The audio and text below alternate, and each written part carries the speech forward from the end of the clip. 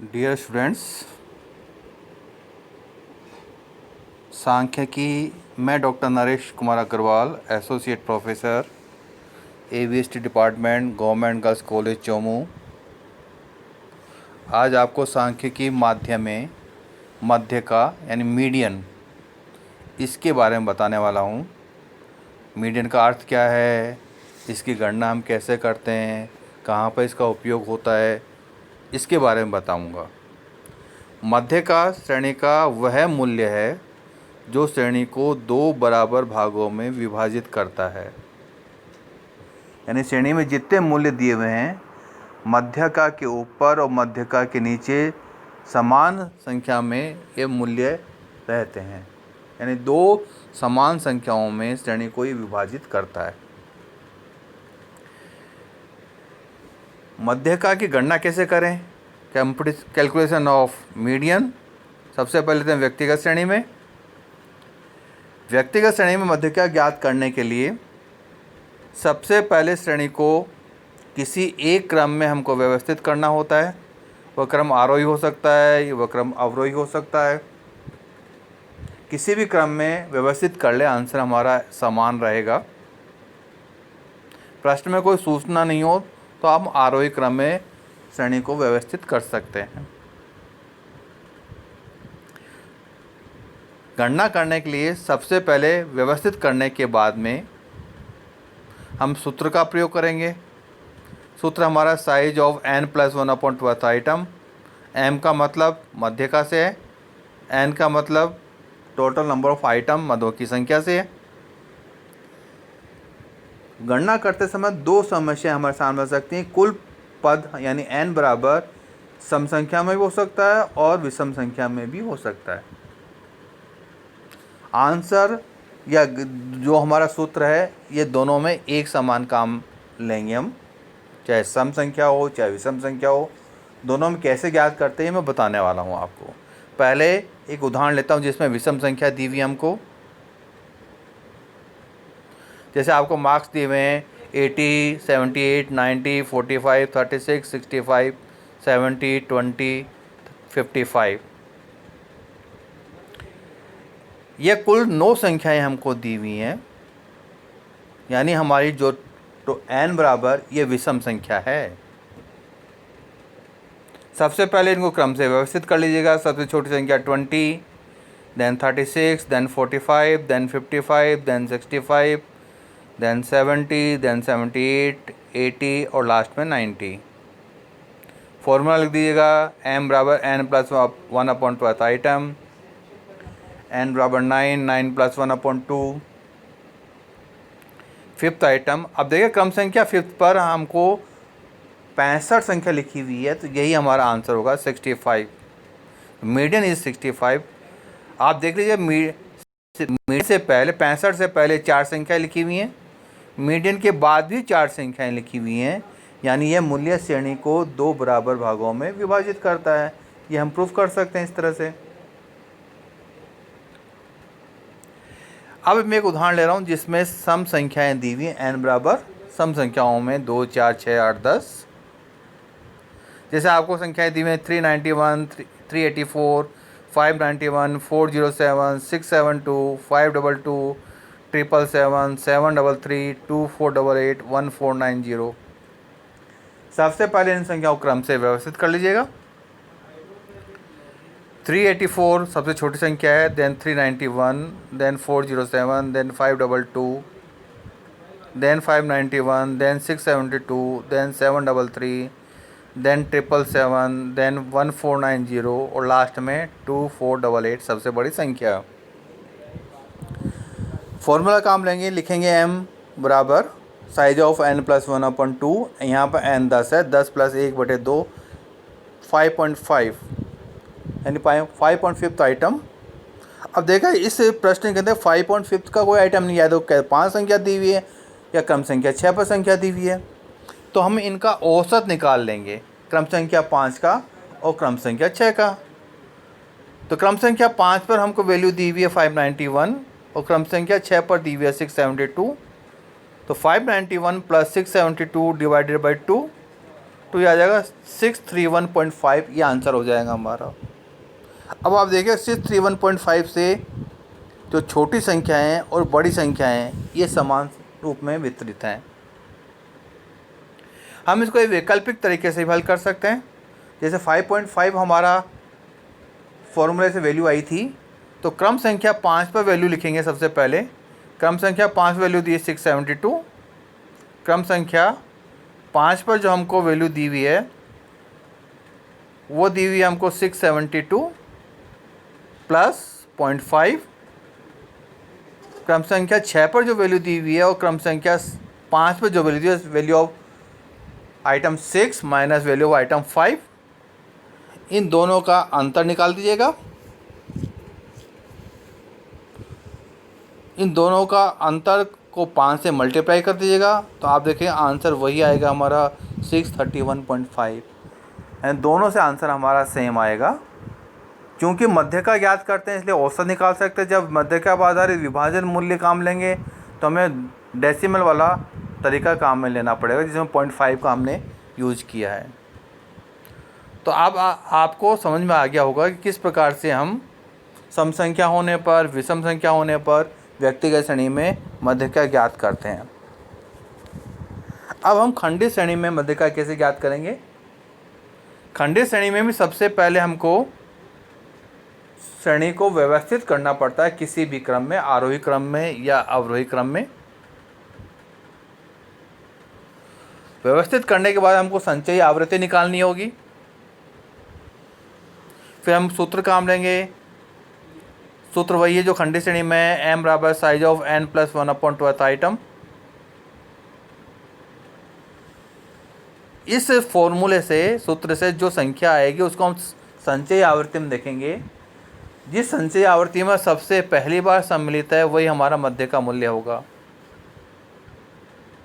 जैसे मैंने एक उदाहरण लिया यहाँ पर, खंडित श्रेणी का साइज दी हुई है 10, 11, 12, 13, 14, 15, 16, 17, 18।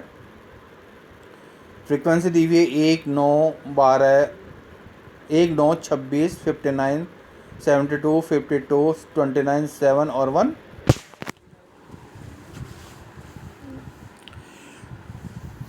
देखिए ये श्रेणी सबसे पहले क्रम से व्यवस्थित आरोही क्रम में। यदि व्यवस्थित है तो हम दोबारा से व्यवस्थित करने की ज़रूरत नहीं है हमको। यूँ कि उस श्रेणी लिख दीजिएगा, उनके सामने फ्रीक्वेंसी लिख दीजिएगा, संचयी आवृत्ति ज्ञात कर लीजिएगा। संचयी आवृत्ति 1, इसमें 9 जोड़ेंगे 10, 10 में 26 जोड़ेंगे 36, 36 में 59 जोड़ेंगे 95, 95 में 72 जोड़ दीजिएगा 167, 167 52 जोड़ दीजिएगा 219, 219 में 29 जोड़ दीजिएगा 248, 248 में 7 जोड़ दीजिएगा 255 और 255 में 1 जोड़ देंगे 256। जो हमारे अंतिम जो संचयी आवृत्ति है यह बराबर होगी n के 256। तो फ्रीक्वेंसी का टोटल करेंगे तो 2056 आएगा, 256। अब फॉर्मूला लिख दीजिएगा, size of n plus 1/12 item n 256 plus 1 divided by 2, यह आ जाएगा 128th आइटम, 128.5 आइटम। संचयी आवृत्ति में देखिएगा ये संख्या सबसे पहले हमको मिलती है 248 में, सॉरी 167 में। 167 के सामने x मूल्य हमको दिया हुआ है 14, यही हमारा आंसर होगा। 14 ये मध्य का मूल्य होगा। अब तीसरी श्रेणी देखते हैं हम, अखंडित श्रेणी। अखंडित श्रेणी में भी मध्य का ज्ञात करने के लिए सबसे पहले श्रेणी को क्रम से व्यवस्थित करना होगा।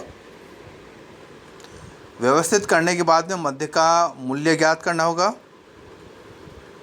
मध्य का वर्ग ज्ञात करने के लिए हम फॉर्मूला काम लेंगे, size of n plus 1/12 item. इसके स्थान पर हम यहाँ पर काम लेंगे 1/2, सॉरी n/2। इस मूल्य से संचयी आवृत्ति में यह मूल्य जहाँ पहली बार सम्मिलित होगा उसके सामने वाला वर्ग ये मध्य का वर्ग होगा। इसके बाद फॉर्मूला यूज़ करेंगे। यदि श्रेणी का क्रम आरोही क्रम है तो L1 plus I/F m minus सी, और यदि श्रेणी का क्रम अवरोही क्रम है तो हम करेंगे L2 minus I/F m minus सी। L1 का मतलब श्रेणी का जो मध्य का वर्ग ज्ञात किया है उसकी lower limit, L2 upper limit, I वर्ग अंतर, F उस वर्ग की फ्रीक्वेंसी, M का मतलब जो ब्रैकेट में दिया हुआ है n/2, C का मतलब इस वर्ग से पहले वाले वर्ग की संचयी आवृत्ति। एक उदाहरण द्वारा इसको स्पष्ट करते हैं अपन। आपको वेजेस दी हुई है 10 से 20, 20 से 30, 30 से 40, 40 से 50, 50 से 60 और 60 से 70। फ्रीक्वेंसी दी हुई है 10, 25, 86, 45, 18 और 12। सबसे पहले क्रम देखेंगे। क्रम आरोही क्रम में श्रेणी व्यवस्थित है। इसकी संचयी आवृत्ति ज्ञात कर लीजिएगा। 10, 25 से ऐड करेंगे 35, 86 से ऐड करेंगे इसमें 121, इसमें 45 ऐड करेंगे 166, इसमें 18 ऐड करेंगे 184, इसमें 12 ऐड करेंगे 196। तो हमारा n का टोटल ये 196 होगा।